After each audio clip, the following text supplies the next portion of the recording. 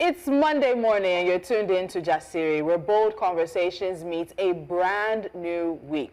Now, as the world shakes off the weekend and gears up for fresh challenges, we're here to bring you insights, inspiration, and a little fire to kickstart your day. Whether you're heading to work, tackling your to-do list, or simply catching your breath before the week unfolds, this is your space to pause, reflect, and rise with purpose. Let's get into the stories that matter, the voices that push us forth, and the truth that moves us, all right here on Jasiri. But first, Benue State has once again been thrown into mourning and turmoil. Now, what's happening in Benue isn't just a headline, it's a humanitarian crisis. It's heartbreaking, it's people being failed again and again by those meant to protect them. From Guma to Gwer West, Yeluwata, and Daudu, the entire communities have come under deadly attacks. The most recent attacks happened between Friday and Saturday, where reports say that over 200 persons were killed in coordinated assault. Homes were set on fire, families burned alive, children killed. It's hard to even describe it. Even those who had already fled to IDP camps, fleeing from previous attacks, were not safe, as the terror went to meet them there. So imagine running for your life and death still finds you. The violence happening in Benue has gone global as the new head of the Catholic Church, Pope Leo XIV, offered prayers for those caught up in the violence.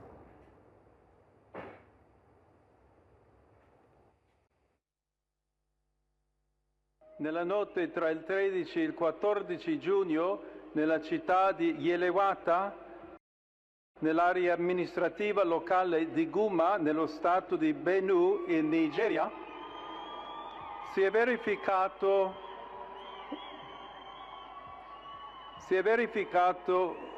un terribile massacro in cui circa 200 persone sono state uccise con estrema crudeltà, la maggior parte delle quali erano sfollati interni, ospitati dalla missione cattolica locale. Prego affinché la sicurezza, la giustizia e la pace prevalgano in Nigeria, paese amato e così colpito da varie forme di violenza. E prego in modo particolare per le comunità cristiane rurali dello Stato di Benue, che incessantemente sono stati vittime della violenza. While international thoughts and prayers are one thing, what of the national action that should be taken? On Sunday evening, President Bola Tinubu said enough is enough. Let's take a look at the president's statements. And it says, a statement signed, I have been briefed on the senseless bloodletting in Benue State. Enough is enough. I have directed the security agencies to act decisively, arrest perpetrators of these evil acts on all sides of the conflict, and prosecute them. Political and community leaders in Benue State must act responsibly and avoid inflammatory utterances that could further increase tensions and killings. This is a time for Governor Alia to act as a statesman and immediately lead the process of dialogue and reconciliation that will bring peace to Benue. Our people must live in peace, and it is possible when leaders across the divides work together in harmony and differences are identified and addressed with fairness, openness, and justice. This is a statement from the president. And then a statement signed by the president of the Association of United Farmers, Benue Valley, Dennis Wongbon, says they had informed both the Nasarawa and Benue State governments, as well as traditional rulers, of the camping in Lakwawa bandits in our domain. But the statement claims they, in quote, deliberately refused to protect us. This reckless genocide meted on us. Government at all levels should take total responsibility, including humanitarian needs. End of quote. It is deeply disturbing what's happening in Benue. The state that is known for food basket of the nation is turning into a mass graveyard of broken lives. This is so disheartening. Let's take it back and give you the breakdown on this, because this isn't the first time this is happening, unfortunately. The people of Benue have been caught in a deadly loop of violence for over a decade, largely due to clashes between farmers and armed herders. But these recent attacks seem to be more targeted, more vicious. Some even call it coordinated massacres. And it's not just a Benue problem. States like Plateau, Nasarawa, and Kaduna have all witnessed similar patterns of killings. In the past month alone, there have been no fewer than 5 major attacks across Benue communities, and yet We keep hearing the same recycled statements. We condemn the killings. We will investigate. We will bring the perpetrators to justice. But how many more lives will it take before those words become action?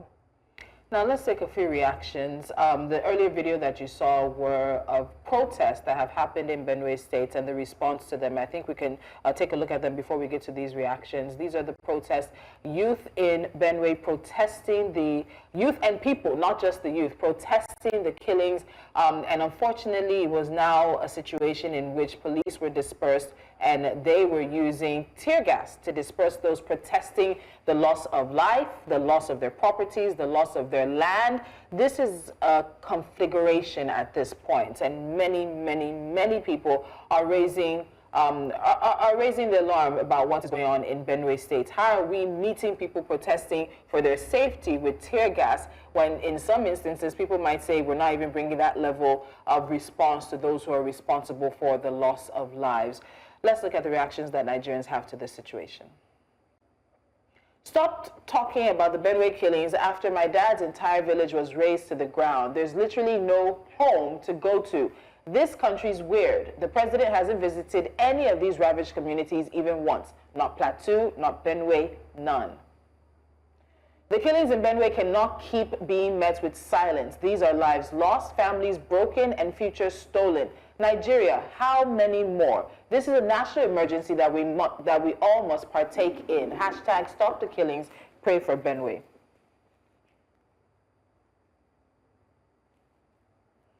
And this is from Amnesty International, which says the Nigerian authorities must immediately end the almost daily bloodshed in Benue State and bring the actual perpetrators to justice.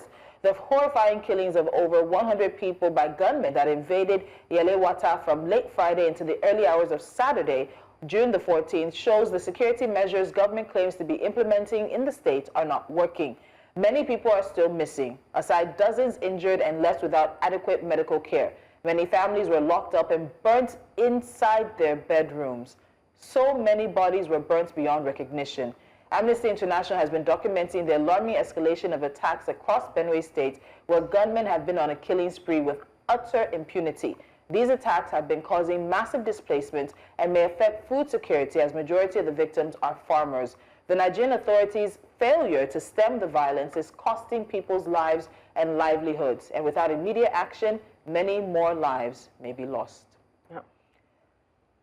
Peter Obi, my heart is heavy as I learn of yet another horrific series of killings in Benue of women, children, soldiers, and displaced persons, all senselessly slain. This tragedy has become too common in our national life, and the Benue situation now calls for a national emergency.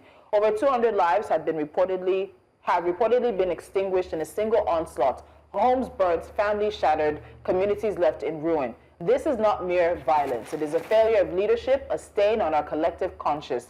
Every life lost is a Nigerian life, each one precious, each one replaceable. We cannot accept the normalization of mass killing. It is intolerable. The primary duty of any government, federal, state, or local, is to protect lives and property. When it repeatedly fails, we must ask, what kind of nation are we bequeathing to our children? Let me stop there because it's quite a long statement. I think there's a few more reactions before we talk. Killings have been going on in Benue for months now. Nothing has been done. Many innocent citizens killed, babies made orphans. Today, they decided to protest, and police came and started firing bullets and tear gas at peaceful protesters. Why not fight the alleged herdsmen? These Benue killings are heart-wrenching. More than 6,000 people have lost their lives in the cruelest of ways within 2 years. This place is a sham. No one is even doing anything to stop the violence. Oh, my Benue, our state is bleeding. The Fulani herdsmen are killing us. They are burning our homes. They are grabbing our lands. We can no longer feed ourselves nor the nation. Our villages have been destroyed, and now they are entering towns. Hashtag stop Benue genocide. It's a lot. The saddest part for me, though, would be that this killing, like someone said, has been going on for months. And I'm seeing 17 hours ago that the security agents, the Nigerian government has deployed aerial surveillance. Please, what are you surveying? When people were burned to ashes, people have died, people came out to protest for the safety of their lives, their family, those who have lost their lives, those who have lost loved ones. You're dispersing them with tear gas. and you're now launching aerial surveillance. For what? Is it to see those who have died or to know what is causing it? This has been going on for months. Why is it now that you're launching aerial surveillance, and what will that do for us? Unfortunately, we see headlines, over maybe 10 different headlines back to back about Benue killings, and you see just one, which is either a response or a miserable sort of action. This is not to discredit the work of the security agencies, but I don't think that they're doing enough.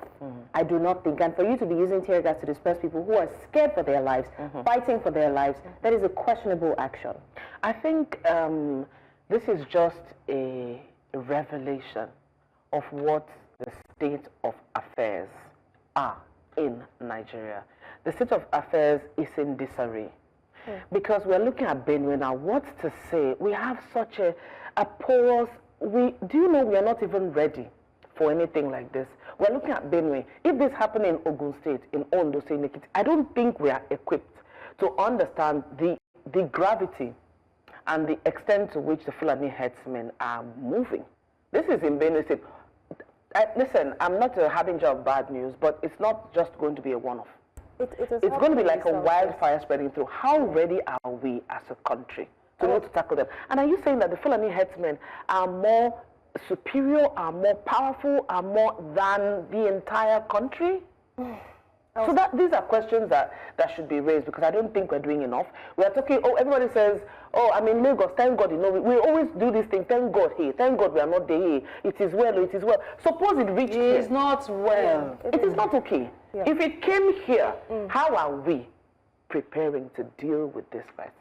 I don't even know where to start, because I was fighting back tears while reading that. And this has happened in Osun State, where they had to use a Amatekon to counter. Yes.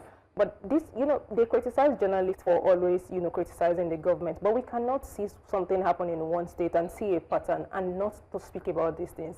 First, this is what you declare a state of emergency for. Exactly. I am sorry. Not for political insecurities, but the lives are being lost. It's a pattern. These people have been complaining for years, and you deploy air surveillance. But when there is a coup d'etat in another country, you deploy security officials there. I understand. It makes no sense. So it makes you ask about the value of a Nigerian life. Yes. And then it makes you ask about the true role of a government in our life. We spoke, last week was Democracy Day, and I said it, a lot of people are falling out of love with democracy, and this is one of the reasons. For many people, democracy was the promise of an opportunity for me and my family to move up in the socioeconomic scale, to have a better country, to be able to be secure, to sleep with both eyes closed. People are not sleeping with both eyes closed anymore. What am I supposed to love about a system that cannot secure me? What am I supposed to love and feel a part of in a system that cannot give me happiness, the pursuit of happiness, the right to life, to be able to be a Nigerian in any part of this country and be secure? How am I supposed to love that kind of system? It's hard, guys. It's hard, and I don't think, for me, I felt the president was so slow to respond to that. And then it seems like you just have a sitting, what's the governor? That state has a governor. I wanted us to go to that, because in the president's statement, he said, this is the time for Governor Alia to act as a statesman and immediately lead the process of dialogue and reconciliation that will bring peace to Benue. Please, I'm asking, reconciling with who? Who? People that go and attack people in the middle of the night and lock families in their homes and burn children in their beds. Are those the people that we should be reconciling with? You see, there's a bigger issue at play, or this is a bigger picture now to be seen, because this is not something that's done in isolation. Somebody somewhere knows what's going on. You can't say that you don't know what's going on. These guys they just woke up like mad bulls and just decided to hit the road and decided, okay, we are focusing on Benue. You must have seen that. I don't think there must have been people. You know how you see strange faces or new faces in your community? You know that, okay, this is not a regular face that we see. What if it's even a full cycle? Look at the list we're showing you. This is just from January. So the number of attacks that have happened across Benue State just from January to the attacks this weekend. Just from January. So you ask yourself, why the focus on Benue State? Is it sponsored? There are so many questions. most of which we probably may not be able to get into it now, but there's so many questions. If you want to take a look at it and ask the cutting questions, look at the timeline since January. And there are people in positions of power. Is it that you're looking at it and saying, okay, to pass over, okay, it's not that serious, oh, it will go. What have you been doing from this timeline? I keep saying something. If you want to know the true situation of things, plot a graph. Yeah. Let's go mathematical and statistical. Plot a graph and look at from January to now. If you plot that graph, it doesn't tell well for Benue State. And these are villages that, again, it was one of the ladies that said, Benue is known as the food basket of the nation for the fertile soil, and the majority of them are farmers. These are people who are farmers. That's all they have. They have their land, they have their crops, they have their produce, and they have their families. You're taking everything. You want to take their land. You're taking their crops. You're taking their families. And then you're dispersing policemen to fire bullets and tear gas at those who are protesting the loss of life. Make it make sense. I think that So who do you want the governor and the community leaders and traditional leaders to sit down across the table from and reconcile? Reconcile according to what was done to them that you'll reconcile. That you bring what if it's even a full cycle moment? Maybe the rehabilitated ones that were arrested and sent back into the community, because I don't know where they are, I don't know what they're doing. They probably, they say when you get caught, the next time you cheat better. They probably are doing it better. So maybe these are the rehabilitated ones that we sent back into the community. And if these people, I'm not praying such, but if these people attack those in power, that's when you know that it's something of gravity. Right now, they make you feel like they're attacking non-existent entities. Yes. These are human lives. Yes. So we're going to show some visuals, but I do have to warn that they might be disturbing. Because if you cannot sit in another part of this country and want to say that it's not knocking on your door. This is Yelwata. These are Nigerians. They have every single right to ask for the kind of life that some of us are living in Abuja, in Lagos, in Port Harcourt, in Ogbomoso, in Ibadan. They have every right as Nigerians to expect that their government will protect them. That did not happen. Mr. President, this is too late. At least 100 civilians, including innocent women and children, were reportedly burned alive in Yewata Guma local government area of Benue State, leaving scores missing and hundreds injured during an attack between Friday night and Saturday night. But you know that. The massacre is one of the bloodiest in recent memory, yet your first public response arrived nearly 48 hours later, and with the same rhetoric that Nigerians have heard times before. Tired words alone, enough is enough, are no longer enough. Directing security chiefs and ordering dialogue is a step, but the urgent deployment of troops, intelligence operations, and prosecution of suspects should have begun immediately, not after national outrage. Mr. President, your promise to act decisively and prosecute perpetrators on all sides must not end at just another statement. Benue's wounded families need swift justice. They need action now. They deserve security now. Every Nigerian life that is insecure, that is threatened by violence, lies on your table. All right, so at this point, we need to take a breather. Our guest rode into our hearts, draped in agbada, bold on horseback and backed by centuries of tradition. This morning on Jasiri, sit down with Princess Adesile Ajigboteso, first of her name, royal by birth, rule breaker by choice. From the sacred grounds of Ojude Oba 2025 to the growing movement of women reclaiming cultural power, she's changing the narrative with every stride. Don't go anywhere. Her story is one you'll want to hear.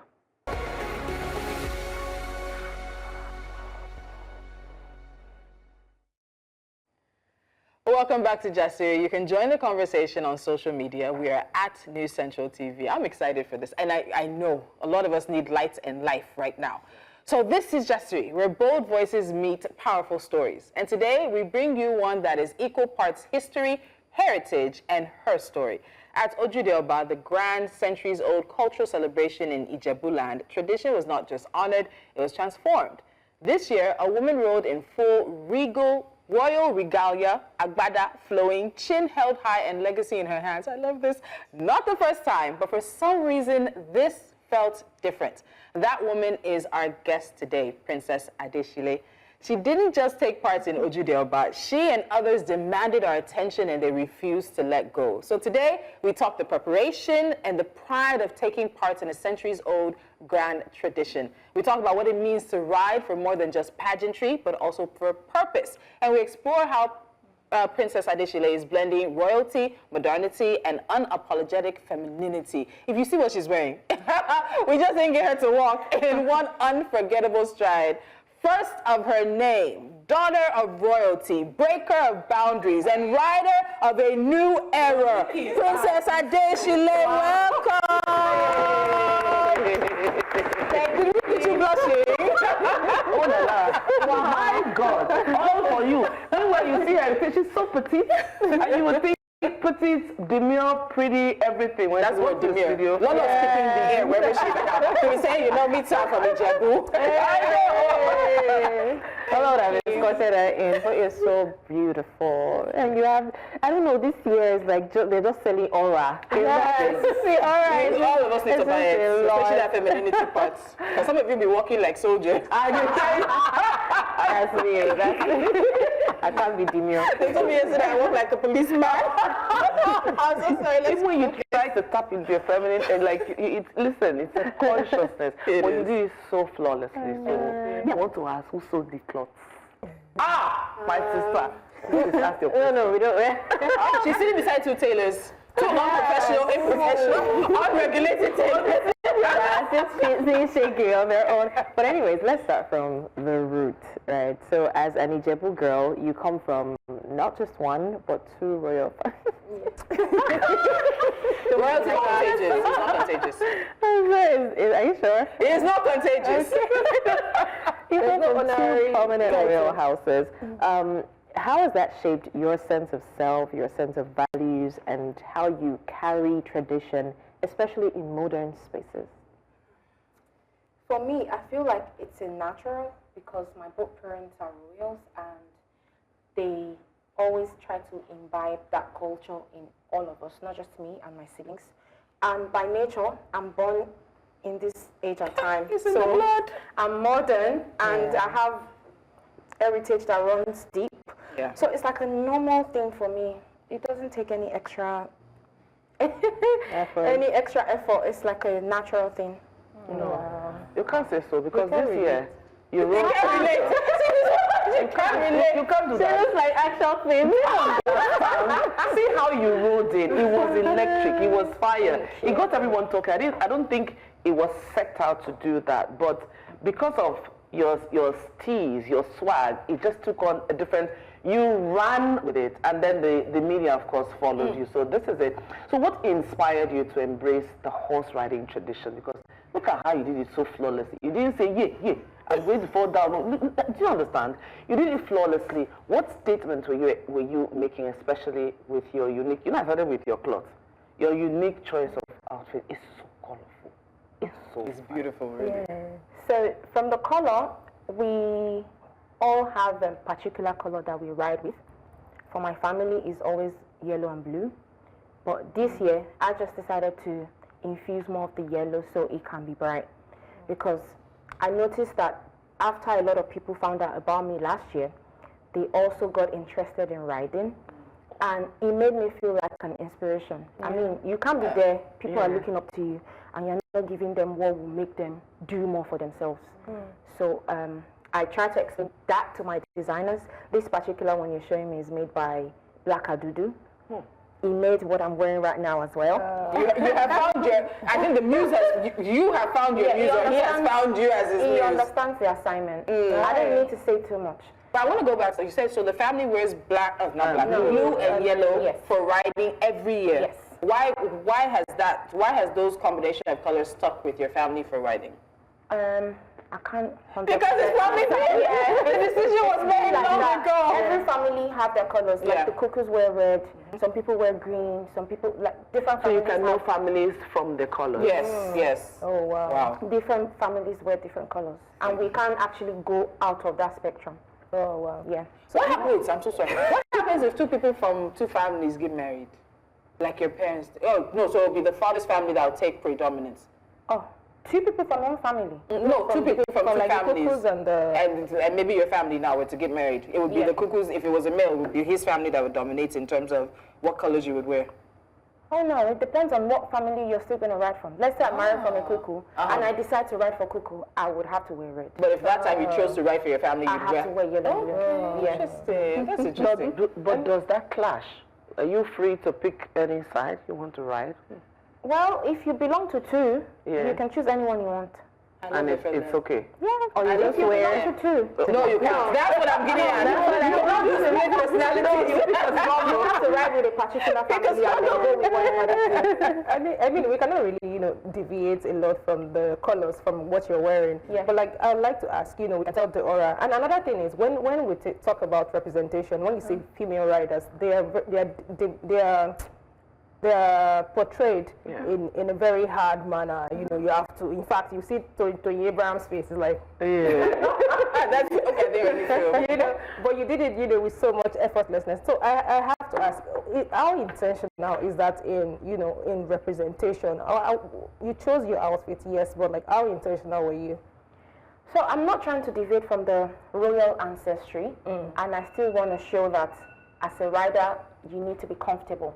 That's why there's the kembe, which is super comfortable, and the layering of the agbada. Translation, what's the kembe? The kembe is the big trousers at the pants. Yeah, and then the layering of the agbada is royal, just like this. It's in layers as well. It's just, there's something royal about layering. Because if you look at the Kabiasis, they wear like 2, 3 layers. They wear danshiki or dandogo, then they wear agbada. So instead of having it very heavy, we made it lighter so it can be comfortable while wearing on the horse as well. Yeah. Sorry, how often do you ride aside from Ojude Oba? Because there's a ease of which you can see with you on the horse. So for this particular Ojude Oba, I've been practicing for a minute. A minute is in what translation? Before somebody says, let me go and practice for a minute. And then you end up on the floor and the horse is like, I don't live in Nigeria anymore. I've lived in Mexico for almost 3-4 years now. So that's, but I've been in Nigeria since December because of Ojude Oba. And I've been practicing since then. Wow. That's serious. Yeah. What carried you to Mexico, ma? Because we feel like you come from... I know countries that have culture and they stay with their culture. Mexicans don't joke with their culture. The Day of the Dead, they don't joke with it. And I also want to experience other people's culture. I mean, I can't sell my culture to other people if I I'm not open to their I want to experience, I love culture, and I want to experience other people's culture as well. And I find a connection with Mexico. That's why it's interesting. It's not too far off, because I know they have on the eastern seaboard. Eastern? Is that eastern seaboard? On one of the seaboards of South America, Brazil, you can see a lot of Yoruba culture infused into their history as well, and Mexico too. We're going to take a quick break. When we come back, there are some traditional rites that went on right before the riding and, of course, the parade. Princess Adesile is going to get into that with us, and of course, how we're taking our culture global with not just Ojude Oba, but many of the festivals here in Nigeria. Do stay with us.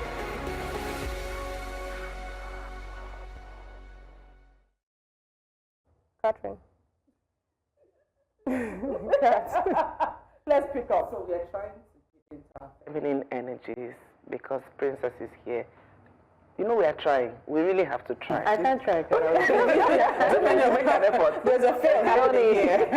Guys, welcome back to Jasiri. We still have Princess Adesile with us in the studio, and it's just been, I think we just want to devour and glean off the information that she's bringing to the table here on Jasiri. So, let me ask, in one of the videos that you shared, and so you and your family members can be seen undergoing some traditional rites and prayers before you saddle up.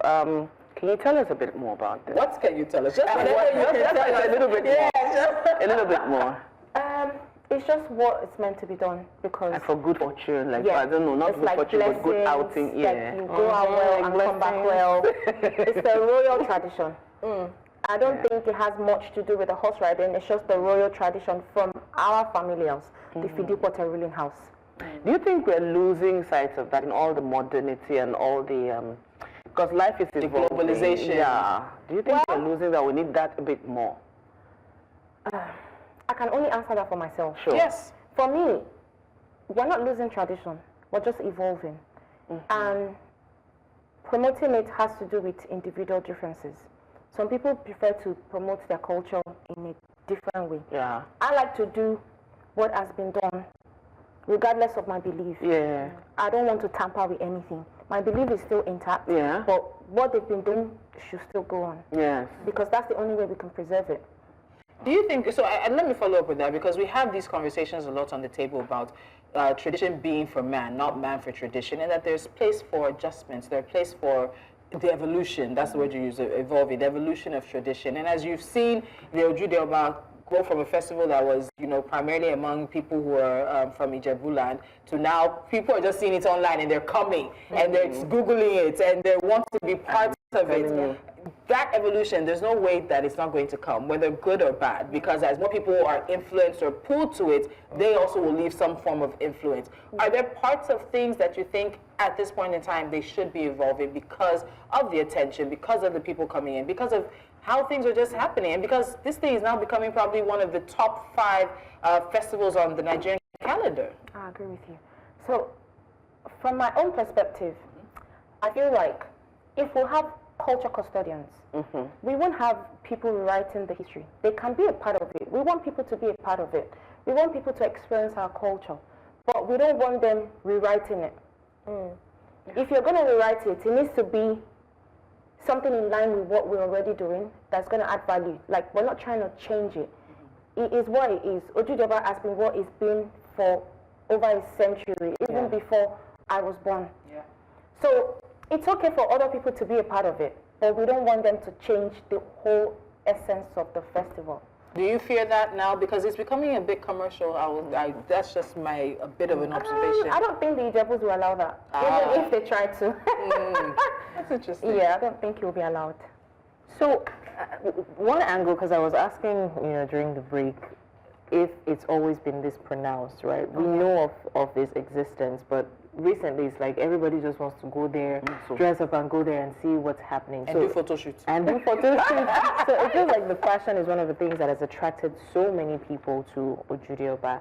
How do is it Egbes they call them? The Egbes. And the families choose the colors. Now we know about the royals, but how do the others choose the colors that they wear, that they weave their ashoke into? So for Egbes, I think they can choose any color they want. First of all, they are arranged according to their age groups. So it's a group of 3 years. That's small, though. No. 3 years. Let's say from 91 to 94. Or That's still small. Yeah, but there are lots. We Ijebus were a lot. Yes. And the Rebe doesn't just is not limited to Ijebus.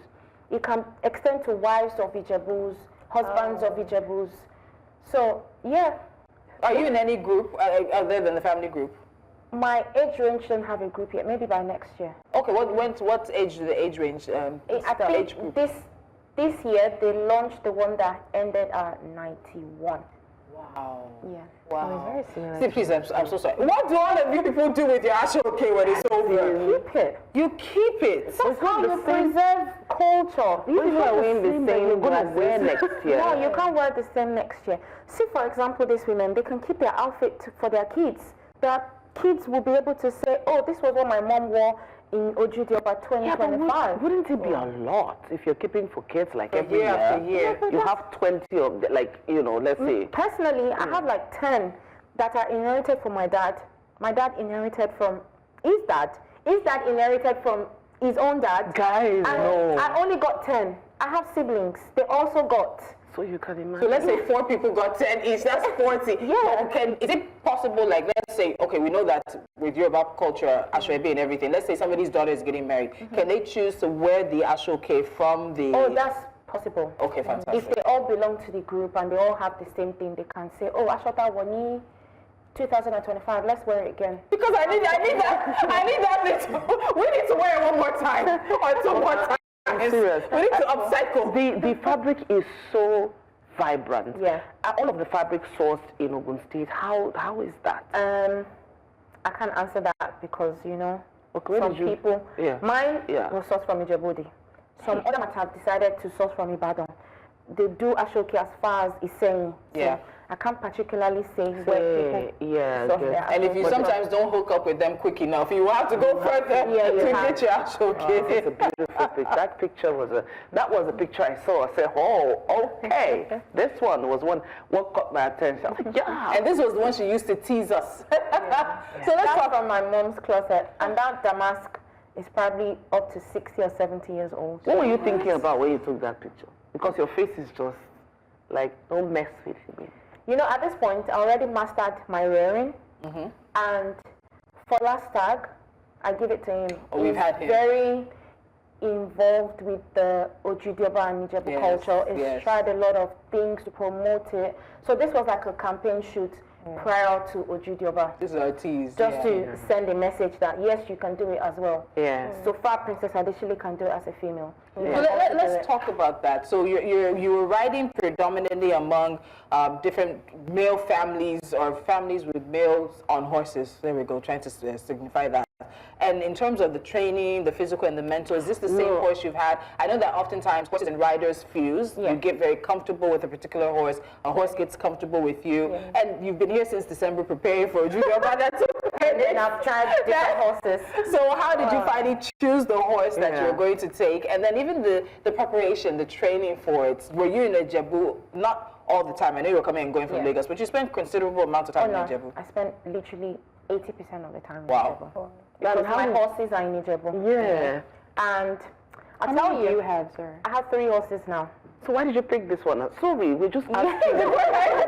You're coming from the conversation is going. And of all my horses, this is the one that is the smallest. I wanted a big horse for this year's Ojude Oba. The first horse I got was Juan Pablo. I don't know if you've seen it, the black one. He's huge. And that was what I wanted. Yeah. I bonded with him, it was so good. Then I saw another dancing horse. I'm like, it would be nice to try to learn how to dance with a horse. Yeah, I saw the horse dancing.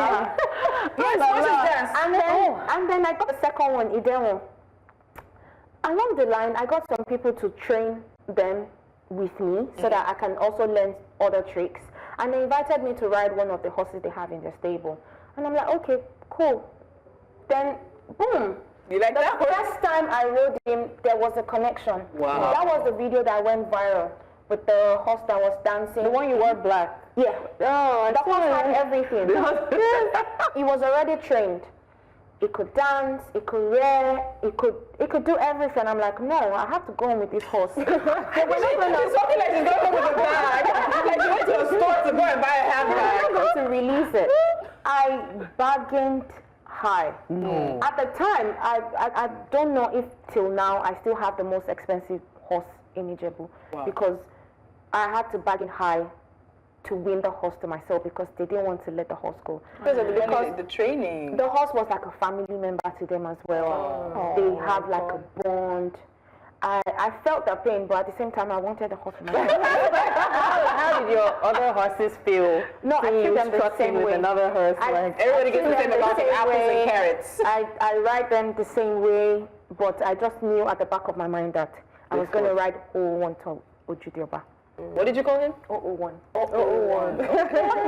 And they understand why you call them that. Yeah. I think horses are really beautiful animals. They are. Okay, so now your ride has inspired already so many people, male and female, men and women, especially the women. So let's look at possibilities. How can this then open the path for women in other cultural leadership roles, in festivals, beyond here? How can we do that? Well, it's tough for me to do by myself. I definitely need support, but I'm trying my best. A lot of people reached out to me about having like a riding school in Ijebu where they can train. I'm already making preparations towards that. I'm building a new stable even to keep the horses away from my home, so when people come, they won't be in my personal space. Yeah. But definitely, it's not a one-man project. No, it's not. Because horses are not cheap. They're not. To look after them, it's not a joke. I'm not even talking about money now, even manpower. Yeah. So I'm looking into it. I'm open to it. But at the same time, it's not something I can do alone. I definitely need support. But that then means that you may end up probably spending more time here. I'm already spending more time here. So are we saying bye bye, adios, Mexico? It's almost looking like it. I'm not joking. Meanwhile, that wasn't the plan. That wasn't the plan. I'll tell you, last year, Ojude Oba, I came in on Eid Day, which is 2 days before Ojude Oba, and I left 3 days after. Now, I'm still here. So what changed? What changed between that time that you left last year and December that brought you into Nigeria? I just feel responsible for other women because of the type of messages I get. What makes you feel like? Oh, I'm inspired by you. For example, Morenike, the lady in the green cape. Yeah. Before she came to Nigeria, her dad already messaged me. That aura. Oh, Her dad already messaged me, oh, my daughters can't wait to meet you. They love how you ride. They're also going to ride. I even went to their house before Ojude Oba for us to meet and everything. Someone like that. I have a lot of people looking up to me. I have a lot of people who are already saying, oh, next year, I have to ride for my family. So that means I'm doing something everyone is interested in. Yeah. I have to represent it well. It's only natural and normal for me to do the right thing.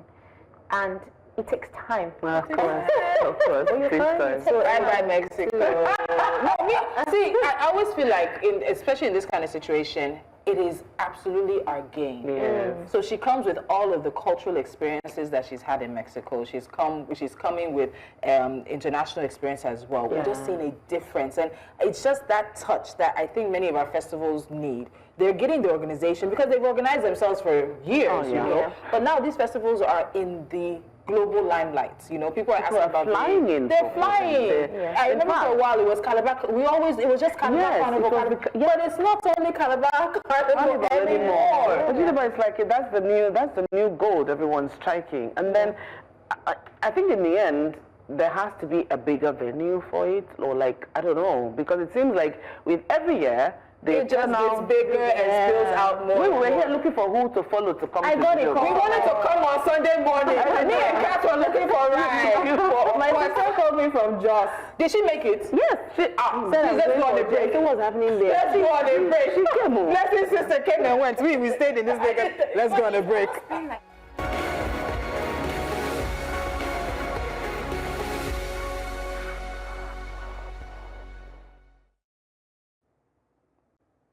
Many thanks for staying with us. It's still Jasiri, and I'm learning a lot about dancing. Oh my God, I'm sorry.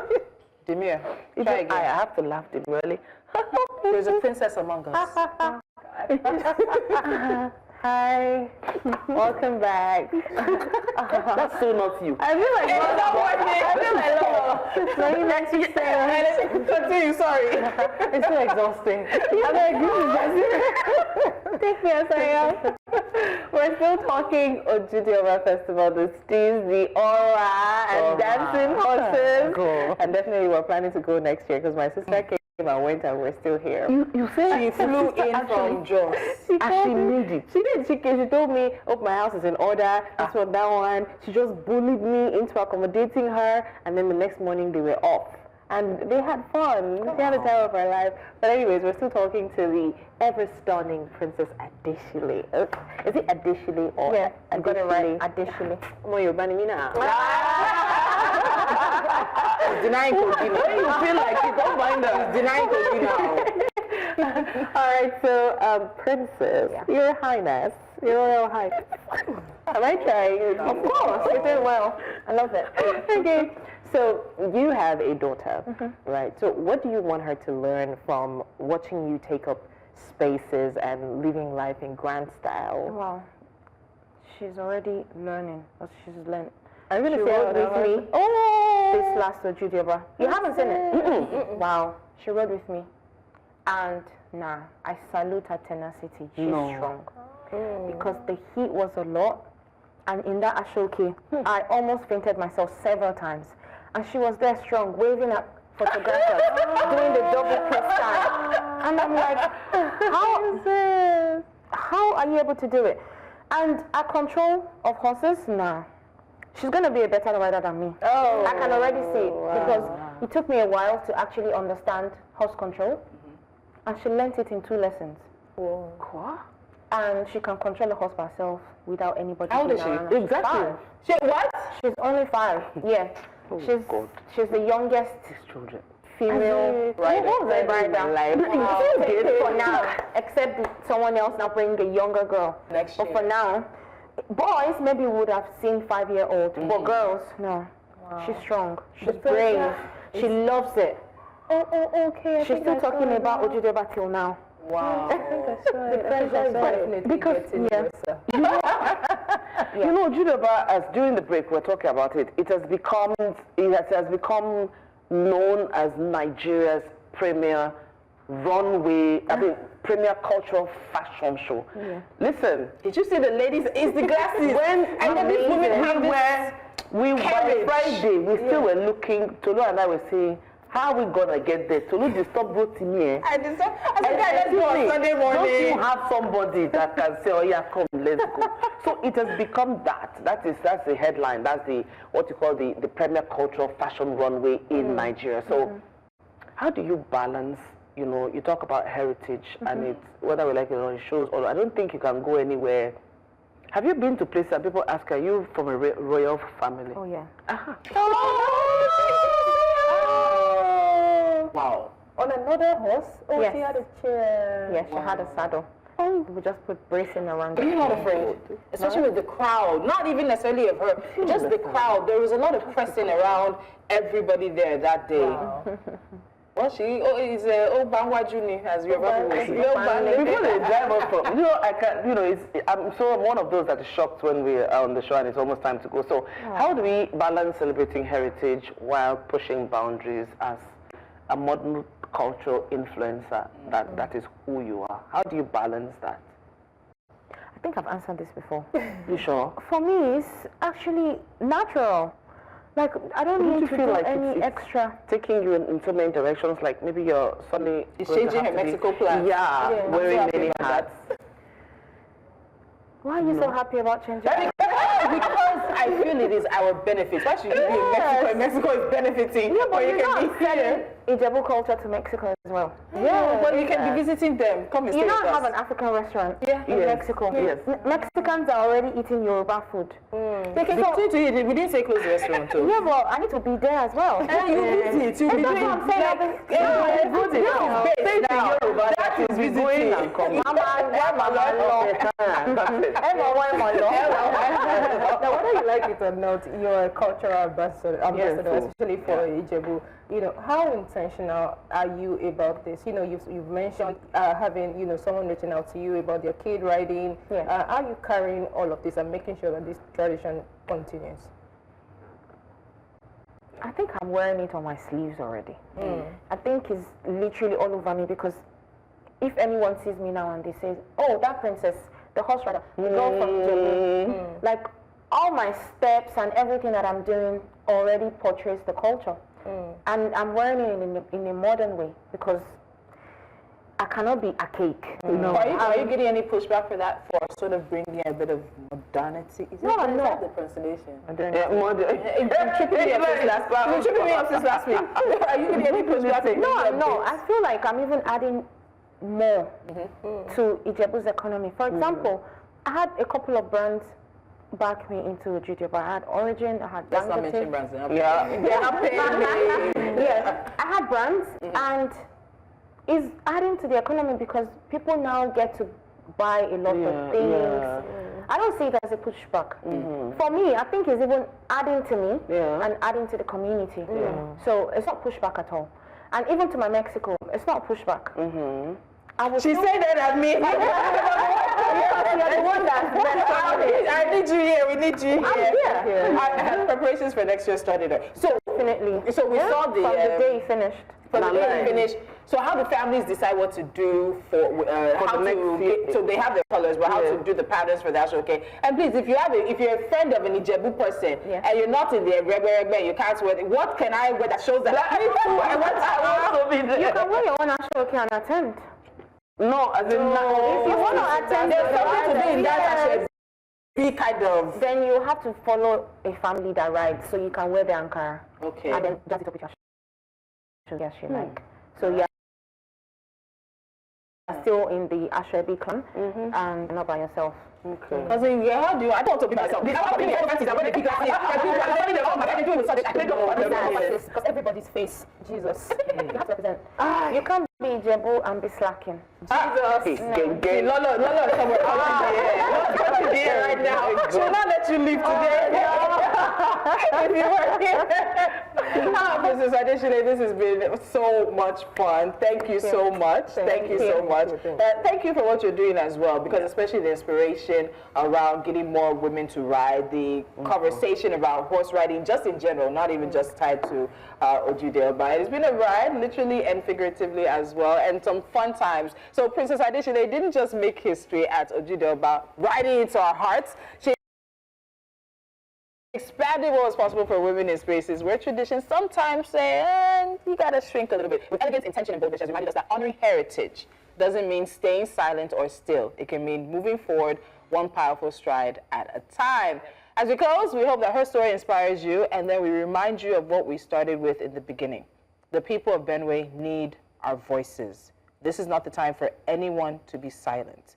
We must bring attention to what's happening in Benue and to other communities around the country, because every Nigerian life is of value. We'll see you guys tomorrow.